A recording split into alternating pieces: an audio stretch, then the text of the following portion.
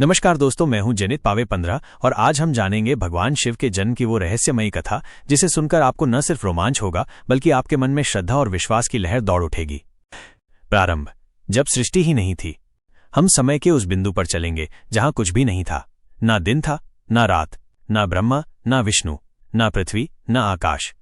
चारों ओर केवल एक अंधकारमय शून्य था जिसे महाशून्य कहा गया। ये काल ऐसा था जहां कोई गति नहीं थी, कोई लय नहीं थी, केवल अस्तित्व का मौन रहस्य था। उसी मौन में एक चेतना प्रकट हुई जिसने कहा, मैं कौन हूं? ये पहला सवाल था जिससे सृष्टि की शुरुआत हुई। ये चेतना ही थी आदि पुरुष, महाकाल, महादेव, शिव, जिनका कोई जन्म नहीं। शिवजी के बारे में सबसे बड़ा रहस्य यही है कि उनका कोई जन्म नहीं हुआ। वो स्वयंभू हैं, स्वयं से प्रकट हुए हैं। वे न आदि हैं न अंत। उन्हें न तो कोई उत्पन्न कर सकता है और न ही कोई नष्ट कर सकता है। शिव तत्व क्या है?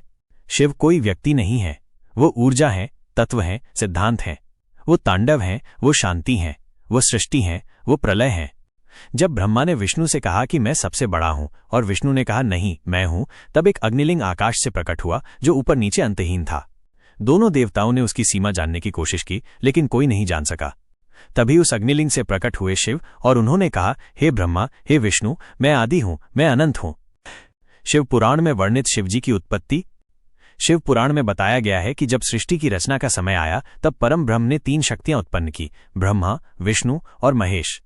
ब्रह्मा रचना के लिए, विष्णु पालन के लिए और महेश शिव संहार के लिए। लेकिन संहार का अर्थ विनाश नहीं है, संहार का अर्थ है परिवर्तन। शिवजी का अवतरण प्रकाश के रूप में हुआ, एक ज्योतिर्मय स्तंभ के रूप में जिसे ज्योतिर्लिंग कहा जाता है। क्या शिव एक मानव रूप में जन्मे थे? कुछ लोक कथाओं और लिंग पुराण में बताया गया है कि शिवजी ने ध्यान से स्वयं को साकार रूप में उत्पन्न किया। उन्होंने पहले निर्गुण ब्रह्म के रूप में स्वयं को जाना, फिर साकार हुए। एक कथा के अनुसार शिवजी ने प्रकट होकर स्वयं से ही शक्ति, आदि शक्ति को जन्म दिया। ये शक्ति बाद में सती, फिर पार्वती के रूप में अवतरित हुई। हिमालय की गुफाओं में ध्यानस्थ शिव। एक कथा कहती है कि सृष्टि बनने के बाद भी जब सब कुछ अस्त व्यस्त था तब शिवजी हिमालय की गुफाओं में ध्यानस्थ हो गए। वह सृष्टि में व्याप्त वासना, मोह और अज्ञान को देखकर मौन हो गए। तब आदि शक्ति ने जन्म लिया सती रूप में और शिवजी को गृहस्थ जीवन की ओर ले आईं। सती और फिर पार्वती का जन्म, सती का त्याग और अग्नि में समर्पण, ये भी शिवजी के मौन और वैराग्य की वजह बना। परंतु शक्ति फिर पार्वती के रूप में जन्मी और शिवजी ने पुनः विवाह किया। ये विवाह केवल प्रेम का नहीं, शिव शक्ति के पुनर्मिलन का प्रतीक था। सृष्टि तभी संतुलित होती है जब शिव और शक्ति एक साथ हों। शिव योगी भी, गृहस्थ भी। शिवजी की सबसे बड़ी विशेषता है उनका विरोधों में संतुलन। वे भस्मधारी योगी हैं तो कैलाशपति पार्वती के पति भी। वे गौरी शंकर हैं और भीषण रुद्र भी। वे नटराज हैं और महाकाल भी।